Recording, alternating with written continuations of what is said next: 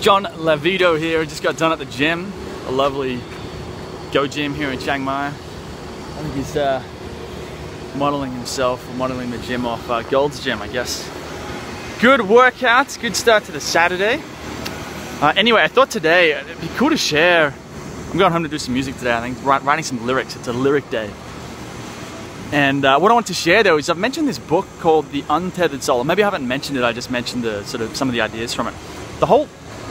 The reason why I want to mention it now is I swear it's probably the best book I've read this year. And not because it's super interesting and in the sense of like a good novel or something like that, but in the sense of how it alters your perspective on who you are. I think I actually shared a few of the exercises from the book a few days ago in this vlog. But I want to tell you to, if you like reading, or if you're looking for a bit of a perspective shift, you're looking to grow or something like that, go and get this book.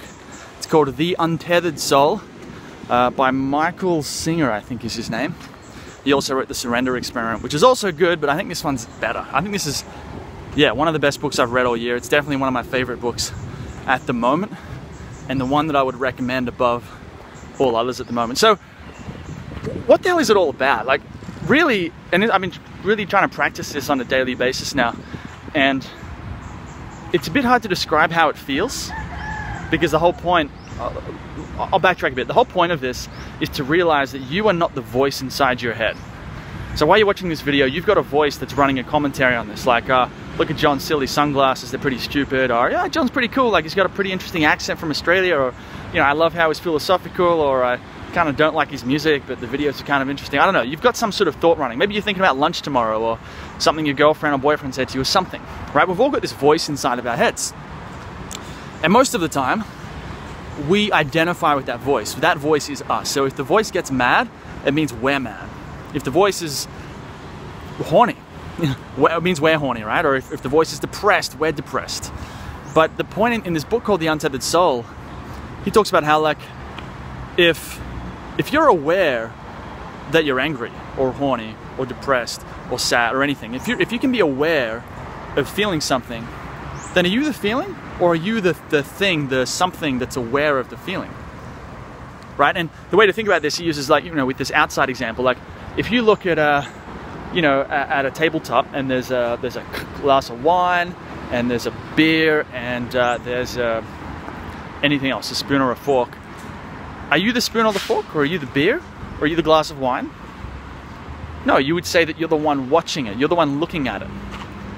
And that's how we know that everything in the outside world, outside of our heads, is not us, right? So then our sense of who we are, of the us, you know, ourselves, starts sort of, we think it's inside this body. Whatever's inside this body is us. But he makes this really interesting point in this book that what if our thoughts and our emotions and our internal landscape was the same as that glass of wine, as the beer, as the spoon or the fork, because all those things outside of us, what if, you know, in the same way that those are objects in our reality, and we're the subject, we're observing those objects, what if our thoughts and emotions and everything inside of us was the same thing? What if they were just objects we were watching? And if they are, if that's true, then what does that say about who we are, like who we actually are?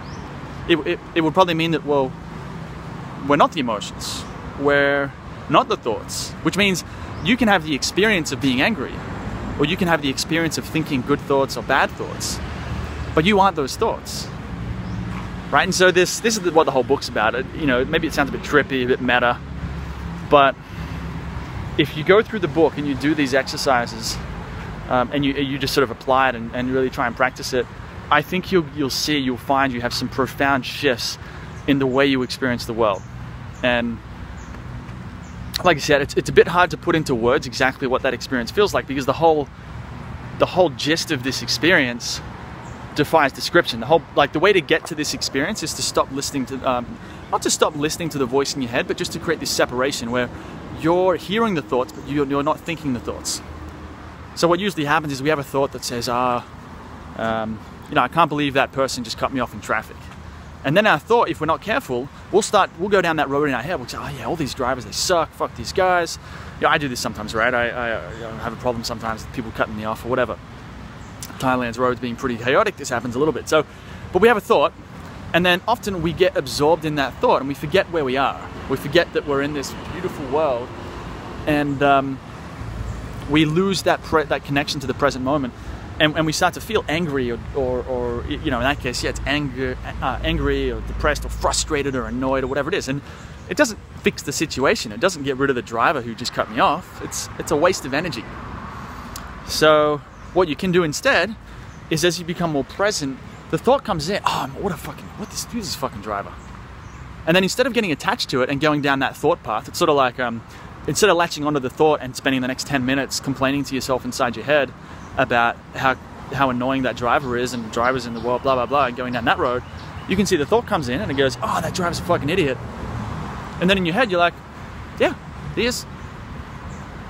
And then you don't engage with it further. You let the thought come in and you let the thought come out.